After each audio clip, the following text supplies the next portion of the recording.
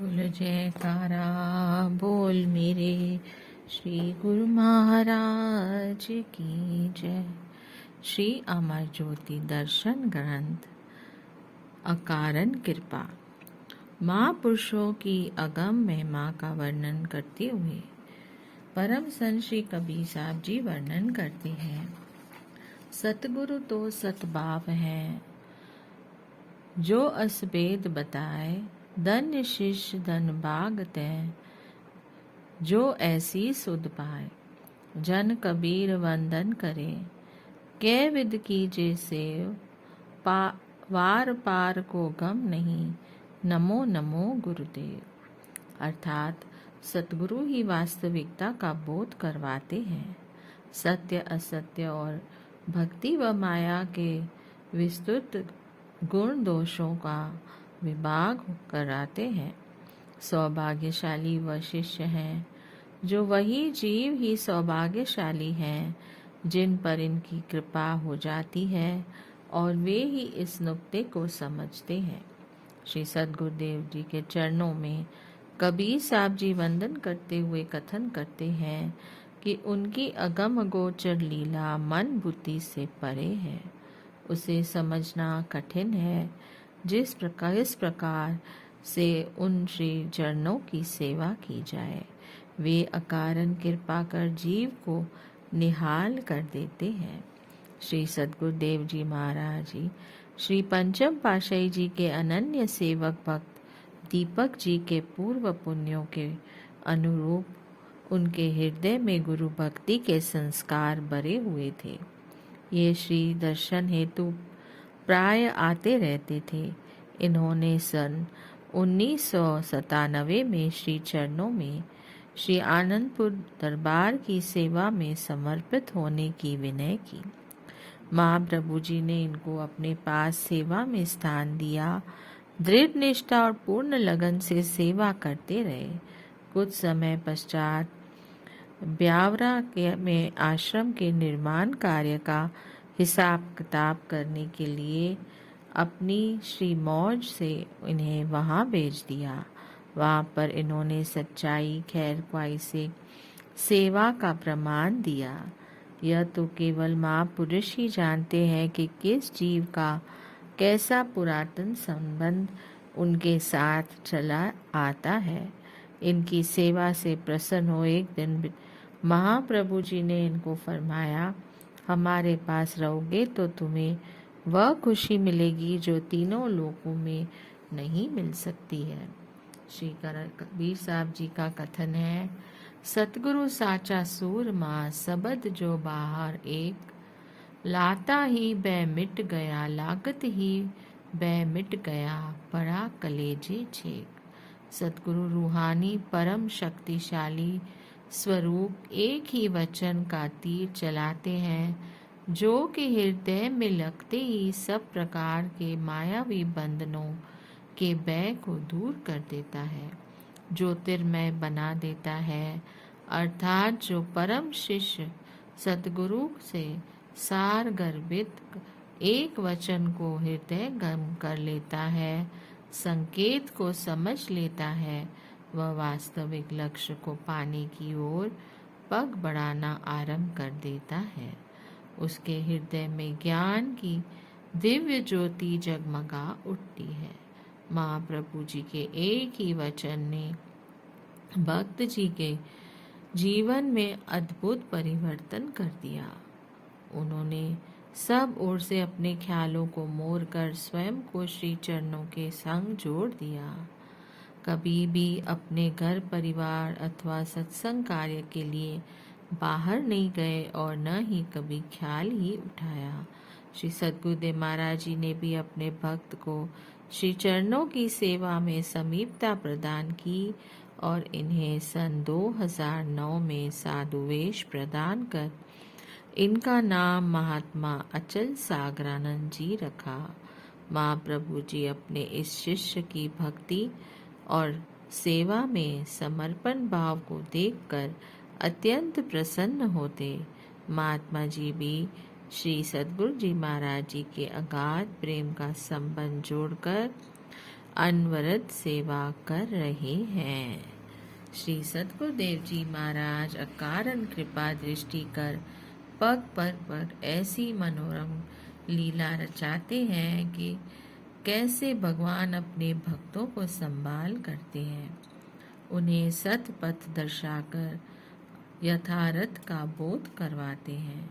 एक बार आपने श्री आनंदपुर से परमधाम ग्वालियर में कृपा फरमाई। वहाँ पर संतों के लिए 2 दिन का समय रखा जाता है, जिसमें वे आकर मत्था टेकते हैं और श्री दर्शन एवं प्रवचनों से लाभान्वित होते हैं। एक लड़की राहुरी महाराष्ट्र से ग्वालियर में अपनी फूफी के घर आई हुई थी। उसे तथा उसके परिवार को श्री आनंदपुर के विषय में कुछ भी मालूम न था और न ही उसने कभी श्री गुरु माँ जी के श्री दर्शन किए थे। वह उनके लिए एक स्वर्ण अवसर था और वह अपनी फूफी के साथ परमधाम में श्री दर्शन के लिए आई। वहाँ संगतों की बहुत भीड़ थी। उसकी फूफी यह सोचकर हैरान थी कि आज तक कभी उसके साथ श्री वचन नहीं हुए थे, लेकिन ज्यों ही उसने आगे जाकर माथा टेका तो श्री वचन हुए। महात्मा परम योगानंद जी, इस भक्त्यानी के साथ जो लड़की है उसको तो हमने कुछ देना है। महात्मा जी ने समझा कि महाप्रभु जी अभी कोई विशेष उपहार या प्रसाद देने के लिए फरमा रहे हैं। उन्होंने विनय की कि उसे गुलदस्ता या कोई अन्य प्रसाद दे दें। श्री गुरु माँ जी ने फरमाया, महात्मा जी, यह प्रसाद अभी नहीं देना है। कुछ समय पश्चात हमें इनके घर में जाना होगा और वहीं इनको कोई पुराना हिसाब किताब चुकाकर सत्य पथ दर्शाना होगा। भक्त्यानी ने विनय की, प्रभु, यह तो मेरी भतीजी है और राहुरी में से आई है। इनके घर में किसी को भी श्री आनंदपुर दरबार के बारे में जानकारी नहीं है। श्री वचन हुए, हम सब जानते हैं, समय आने पर तुम्हें भी पता चल जाएगा। महात्मा जी, इसके घर का पता नोट करो। उस लड़की ने घर में आकर फूफी से कहा, हमारे घर में तो सब सत्यनारायण जी की पूजा करते हैं, इन्हें तो कोई नहीं जानता और नहीं मानता है। हमारे परिवार वाले इन्हें भगवान रूप में स्वीकार नहीं करेंगे, इसलिए इससे पहले कि कोई अवज्ञा हो, उन्हें जाकर कह दो कि वे हमारे घर में न आए। फूफी ने लड़की की घबराहट को दूर करने के लिए कहा, घबराने, महापुरुषों की हर कार्यवाही में जीव का कल्याण व हित समाया होता है। लगभग 2 वर्ष का समय व्यतीत हो गया। श्री सद्गुरु दाता दयाल जी कार द्वारा श्री आनंदपुर से श्री प्रयाग धाम की ओर जा रहे थे। साथ में 2 पिकअप में कुछ गुरुमुखों को भी जाने का सौभाग्य मिला। येवला निज धाम से अहमदनगर के मार्ग में महाप्रभु जी ने एक स्थान की ओर संकेत करके पिकअप के ड्राइवर को फरमाया कि आप अभी यहाँ पर रुको, हम थोड़ी देर में आ रहे हैं। मैं मास की कड़कती धूप मानो अंगारे बरसा रही थी। महापुरुष किस प्रकार अपने तन पर अनेकों कष्ट उठाकर अपने द्वारा वचनों को निभाते हैं, यह तो सब तब पता चलता है जब श्री कार लौट कर आई और साथ में दूसरी पिकअप, जो कि मशीनरी में खराबी आ जाने के कारण काफ़ी पीछे रह गई थी और उसका ड्राइवर मरम्मत करवा रहा था। श्री प्रभु जी ने उसको अपनी कार के पीछे आने का संकेत किया। श्री कार काफ़ी सफ़र तय करके राहुरी में जो लड़की ग्वालियर आई गई थी, उसके घर के आगे जाकर रुकी। उस दिन पूर्णिमा थी। उस लड़की और उसकी माता ने व्रत रखा हुआ था। वह सत्यनारायण जी की पूजा करके अभी कमरे से बाहर ही निकली थीं। निराश, उदास और ठंडी आहें भरती हुई वे गहरी सोच में डूबी हुई थी। कारण यह कि उस लड़की के पिता की शुगर मिल उस दिन नीलाम होनी थी। किसी ने धोखा देकर उनसे उनकी मिल को हड़पना चाहा था। वहां पर सब कागज आदि तैयार हो चुके थे। इनके मन में एक ही आकांक्षा और वेदना थी कि बस कुछ ही पलों में हम कंगाल हो जाएंगे। महापुरुषों की एक ही दृष्टि और उनके वचन एक क्षण में क्या से क्या कर देते हैं, यह कोई भी नहीं जान सकता। श्री गुरु माँ जी ने कार से निकलकर उनके घर में प्रवेश किया। लड़की ने उन्हें देखकर कहा, माँ, यही ये ग्वालियर वाले गुरुजी हैं। वह अंदर गई और एक ग्लास में पानी भरकर ले आई। उसने अभी विराजमान होने के लिए विनय भी नहीं की थी कि श्री प्रभु जी ने फरमाया कि हमें जल्दी ही वाले चलो जहाँ तुम्हारे पिताजी गए हैं। वही हमारा ज़रूरी काम है और जिसे हम जल्दी और अवश्य पूरा करना है। बिना कुछ कहे वह लड़की श्री प्रभु जी के साथ चल दी।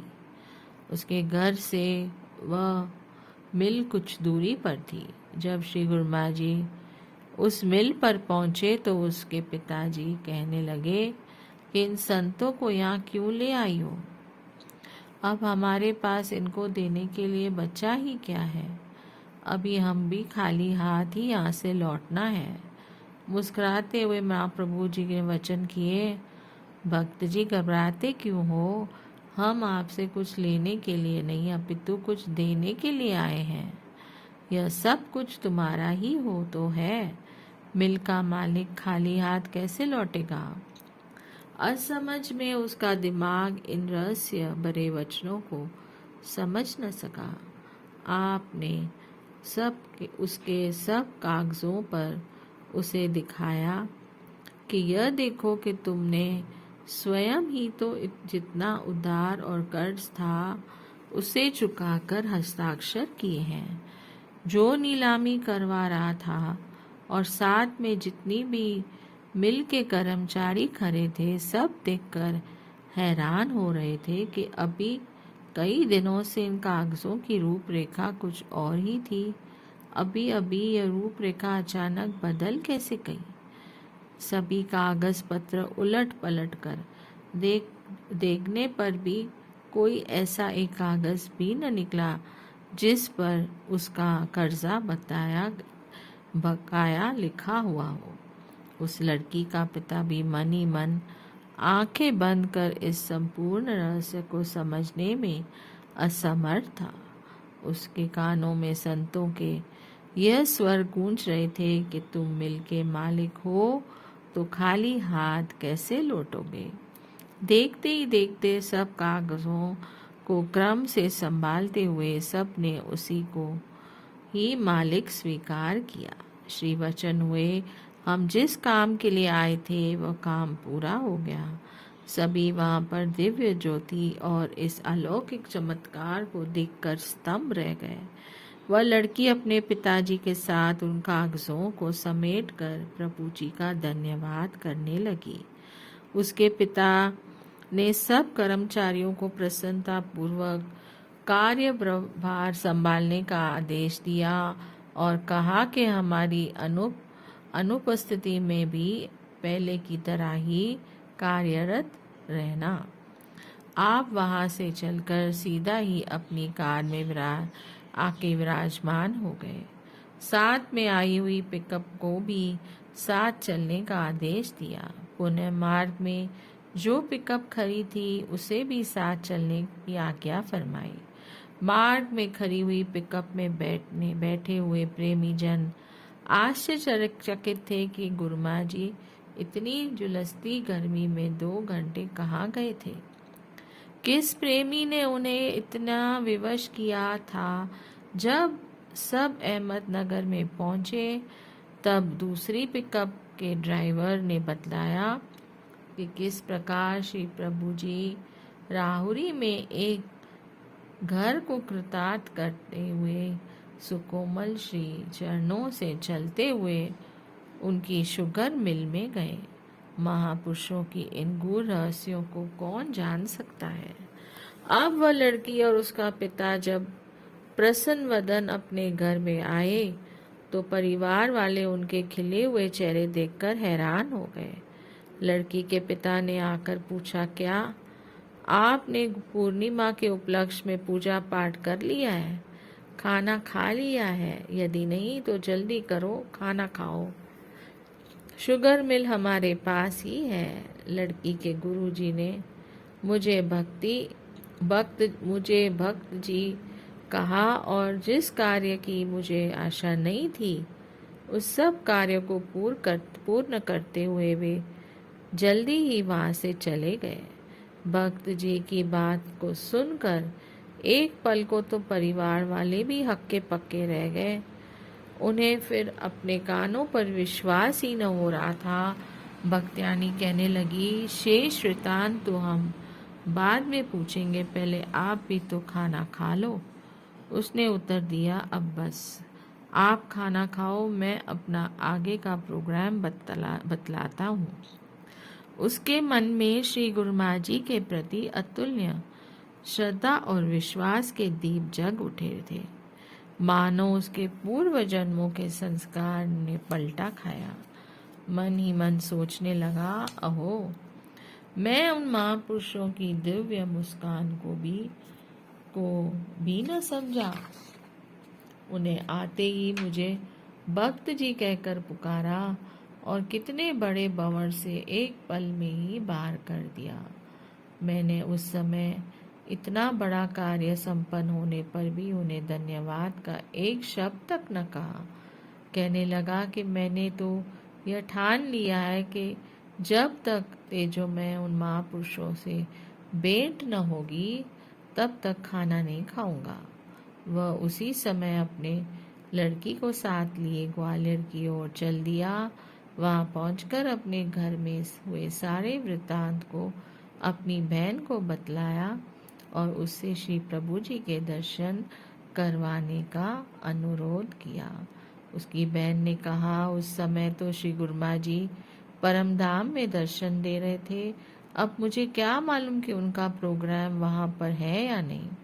वह बहन के साथ लेकर परमधाम आश्रम में गया।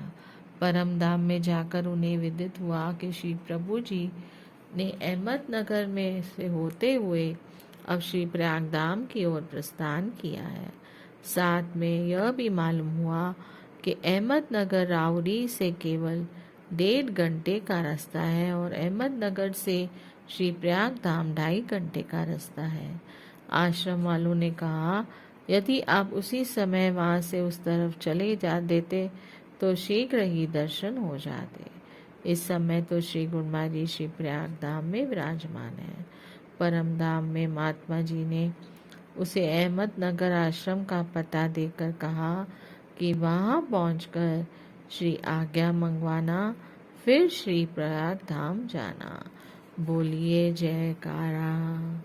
बोल मेरे श्री गुरु महाराज की जय। जय सच्चिदानंद।